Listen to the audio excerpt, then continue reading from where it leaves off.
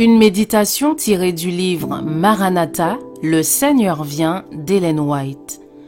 31 mars. Préparez-vous, préparez-vous, préparez-vous. Prépare-toi à la rencontre de ton Dieu, ô Israël.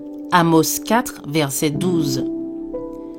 Supposez que Christ apparaisse aujourd'hui sur les nuées des cieux. Qui sera prêt à aller à sa rencontre? Supposez que nous soyons transportés dans le royaume des cieux tel que nous sommes. Serions-nous prêts à nous unir au sein de Dieu pour vivre en harmonie dans la famille royale avec les enfants du roi céleste? Quelle préparation avez-vous fait pour affronter le jugement? Avez-vous travaillé ensemble avec Dieu? Collaborez-vous avec Dieu? Essayez-vous d'aider ceux qui vous entourent dans votre maison, dans votre voisinage, ceux qui sont en relation avec vous et qui ne gardent pas les commandements de Dieu? Nous préparons-nous pour aller à la rencontre du roi? S'il était possible que nous soyons admis au ciel tels que nous sommes, combien parmi nous pourraient regarder Dieu?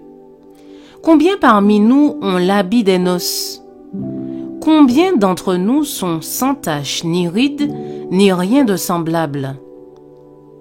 Combien d'entre nous sont dignes de recevoir la couronne de vie? La position ne fait pas l'homme.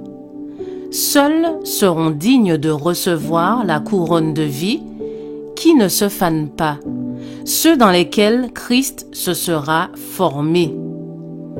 Puis je ne vis plus la gloire, mais le reste qui était sur la terre. L'ange leur dit, « Voulez-vous éviter les 7 derniers fléaux? Si oui, vous devez mourir afin de pouvoir vivre. Préparez-vous, préparez-vous, préparez-vous. Vous devez avoir une préparation plus grande que celle que vous avez maintenant. Vous devez tout sacrifier pour Dieu. Déposez tout sur son autel, le moi, les possessions. Offrez-vous vous-même comme un sacrifice vivant. Il ne faut pas faire moins pour entrer dans la gloire. Christ vient avec puissance et une grande gloire, celle qui lui est propre et celle de son Père. Tandis que les impies fuiront loin de sa présence, les fidèles de Christ se réjouiront. Le Sauveur a été pour ses fidèles disciples un compagnon de chaque jour et un ami intime parce qu'ils ont vécu en contact étroit et dans une communion constante avec le Père. Sur eux s'est levée la gloire de l'Éternel.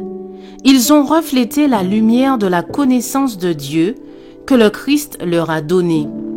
Maintenant, ils se réjouissent dans la splendeur éblouissante de la majesté du ciel.